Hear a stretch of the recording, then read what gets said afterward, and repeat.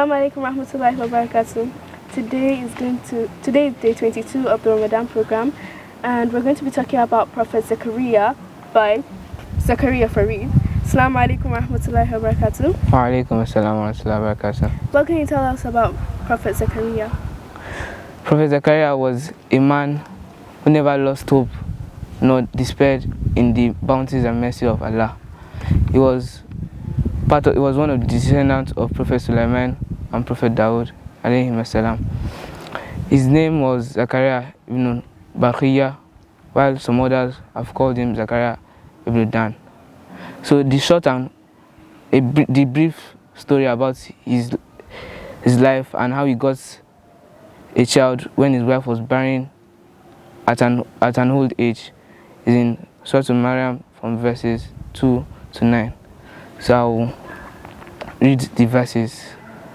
Allah says, and I quote, أعوذ بالله من الشيطان الرجيم ذكر رحمة ربك عبده زكريا إذ نادى ربه نداء خفيا قال رب إني وهن العظم مني واشتعل الرأس شيبا ولم أكن بدعاء ربي شقيا وإني خفت الموالي من ورائي وكانت امرأتي عاقرا فهب لي من لدنك وليا. I will translate. In the first verse, Allah says, and I quote, commemorate with the beneficence of your Lord upon Zakaria, his devotee. So in this verse, Allah is just making mention that He has blessed Prophet Zakaria when he called out. In the next verse, it now says, when he called out to his Lord inwardly. So Allah blessed Prophet Zakaria when he asked his Lord for inwardly. So this inwardly, there are two opinions. One is that he said it in his mind as is there literally, or he said it in the night. He used to wake up in the night and say it secretly so no one will hear. Then in the next verse, oh my Lord, my bones have become feeble and my hair has become white, and never have I not been unblessed. Have I been unblessed in my invocations to you? So he was telling his Lord. He started his prayer with a preamble that in his life, throughout his whole life, he has never prayed to his Lord without his Lord answering him. But this time, the prayer was different. He wanted a child when he knew that himself, he was old and his wife was barren throughout her life.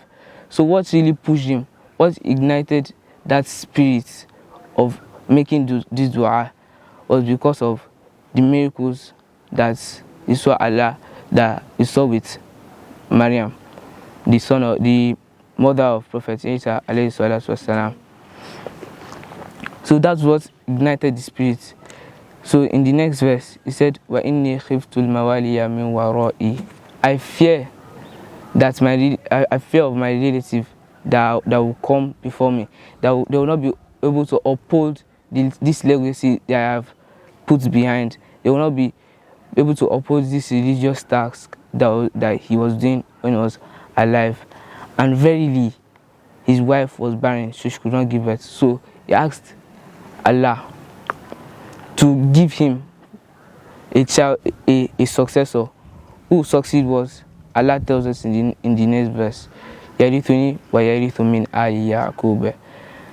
The one that will succeed me and will inherit me and will inherit the posterity of Yaqub.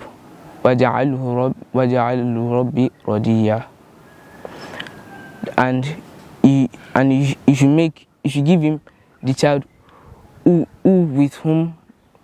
a child with whom Allah would always be pleased with. So he was very specific in this dua. So that would serve as a lesson for us that we should be very specific in our dua. We should not just ask for something specify it. If you're asking for, let's say you're asking for a phone and you want the phone to be an iPhone, specify that that phone should be an iPhone itself. Instead, Allah cannot bless you with. So we should be very specific in our dua. So he asked for his son with whom Allah will be pleased with all the time, and his dua was accepted. Then because of that, Allah sent angels to him to give him glad tidings of a son whose name will be Yahya. And what is special about the answering of this of Prophet Zakaria ﷺ, what is special about the answering of his prayer is that he gave him a name that no one on the surface of the earth had beared before. Allahu Akbar. Allahu Akbar. Imagine I ask for a son and Allah chooses the name for the son and nobody has ever bared that name. So he was the first to be called Yahya. So because of that, in astonishment, we are all human beings. Something like that is humanly not possible. So out of astonishment, he had to tell his Lord, how would I have a son and my wife is barren? She cannot give birth. Since when he gave birth to her, she had not had any menstrual cycle. And how would I give birth? And on top of that, I was still old. Some sources say it was 77 or more than that. Allahu Alam. But he was very surprised with this, so he had to ask Allah. And Allah answered him through the angels. He said, so shall it be. That it is easy for him.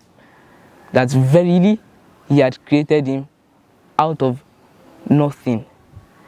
Imagine, in the creation of mankind, we are all created from semen, which is nothing.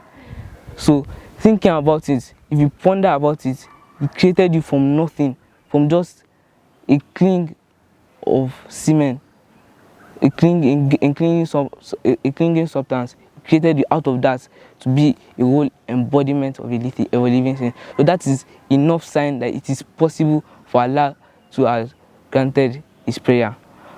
So that is what I can say about the miraculous birth of Prophet Yahya, the son of Prophet Zakaria alayhi salatu wasalam. This really shows that Allah can really do miracles. Exactly that. You just pray for it and definitely Allah will answer you if He feels like that's what's best for you. Yes.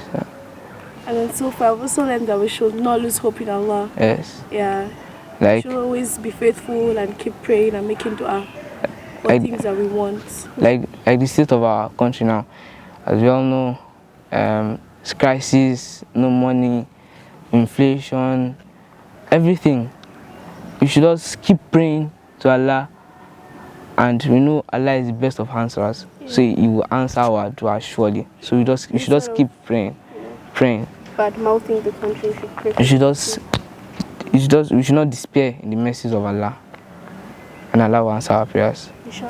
Inshallah. That's the wrap for day 22 of Ramadan. Don't forget to wake up for Qiyamul Layl, and don't forget to follow us on our social media handles on Instagram, Facebook, Twitter, and YouTube at MedminaNG. And don't forget to smash that like button. Ma salam.